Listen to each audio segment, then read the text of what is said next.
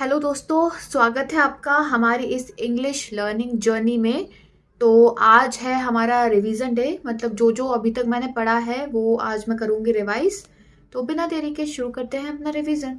ठीक है, तो ठीक है, सबसे पहले हम बात कर लेते हैं कि मैंने क्या पढ़ा था।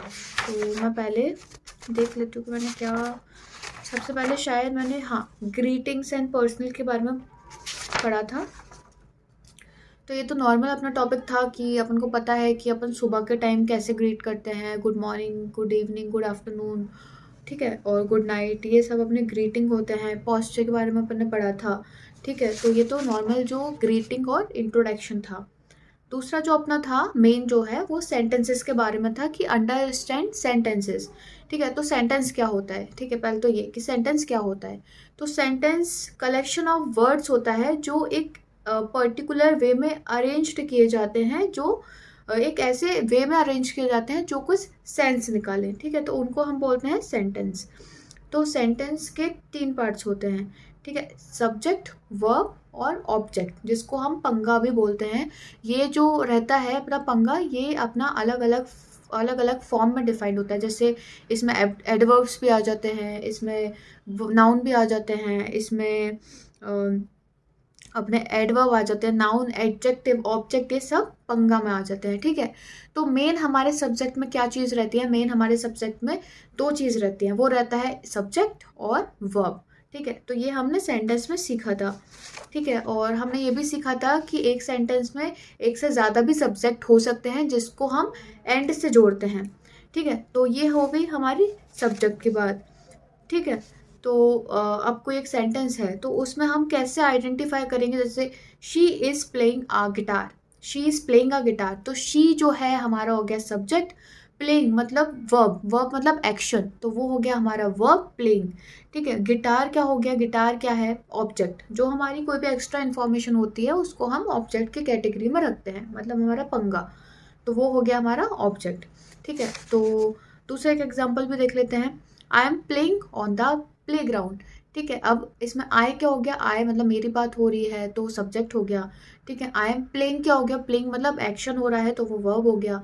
ऑन द प्ले ग्राउंड, वो किस पे खेल रहा है, ऑन द प्ले ग्राउंड क्या हो गया, तो अपना वो हो गया ऑब्जेक्ट। ठीक है, तो ये हो गई हमारी सब्जेक्ट, वर्ब और ऑब्जेक्ट की बात, मतलब एक सेंटेंस में क्या ज़रूरी है, उसको किस तरीके से फ्रेम किया जाता है, ये हमारी उसकी बात हो गई। उसके बाद हमने क्या पढ़ा था, इंट्रोडक्शन पढ़ा था टेंस के बारे में। ठीक है, तो टेंस हमको पता है कि 3 तरह के टेंस होते हैं अपने, प्रेजेंट, पास्ट और फ्यूचर टेंस। ठीक है, तो कोई सेंटेंस है हमारा, उसको अगर हमें चेंज करना है टेंस में तो हम कैसे करेंगे। जैसे एक अब सेंटेंस है, आई work in a corporate office, तो ये जो सेंटेंस है ये हमारा किस टेंस को डिफाइन कर रहा है, तो हम ये कैसे आइडेंटिफाई करेंगे। तो हम ये आइडेंटिफाई करेंगे अपने वर्ब से। इसमें आ रहा है हमारा I work in a corporate office. I work जो हमारी वर्ब है, वर्क, वो क्या है, वो हमारी प्रेजेंट टेंस में है। ठीक है, मतलब वर्ब की फर्स्ट फॉर्म है, प्रेजेंट उसमें है, तो ये हमारा हो गया प्रेजेंट टेंस।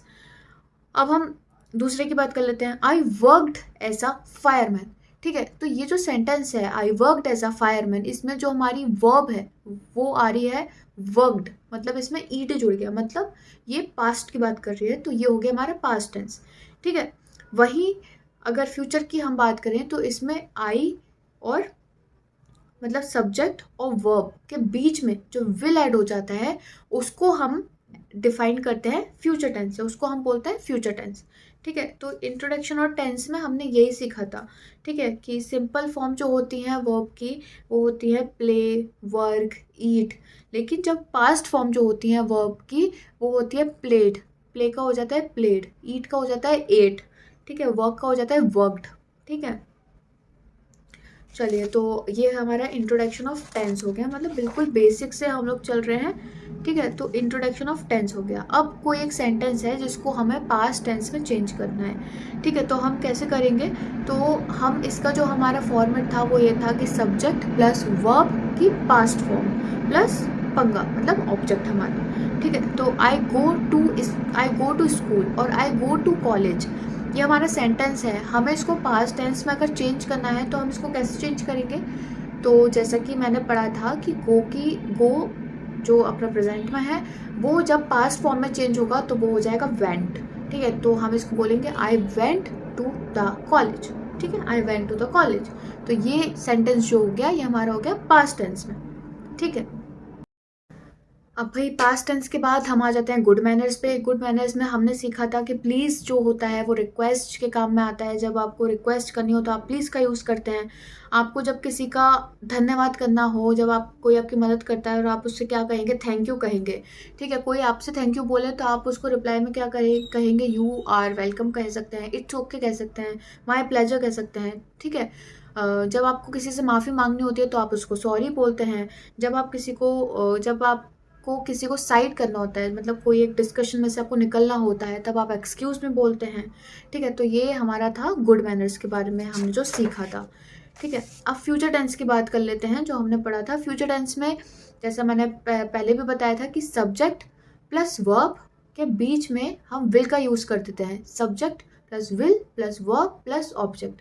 तो ये जो हमारी फ्रेम होती है ये होती है फ्यूचर टेंस के लिए। ठीक है, तो अगर सेंटेंस है आई गो टू कॉलेज, जो मैंने पहले भी लिया था, आई गो टू कॉलेज, तो इसको हम कैसे चेंज करेंगे फ्यूचर में।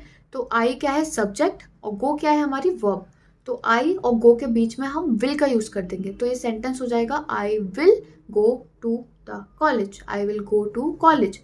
ठीक है, तो ये हो गई हमारा फ्यूचर टेंस की बात। ठीक है, तो भाई अभी तक का जो मैंने पढ़ा है वो तो यही था।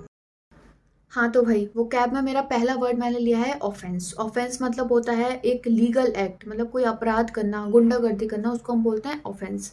ठीक है, सिमिलर इसके वर्ड्स हैं इलीगल और रॉन्ग। ठीक है, दूसरा मेरा वर्ड है रेक्टिफाई। रेक्टिफाई मतलब होता है पुट राइट और करेक्ट, मतलब कुछ चीज़ सुधारना, कुछ चीज़ सही करना।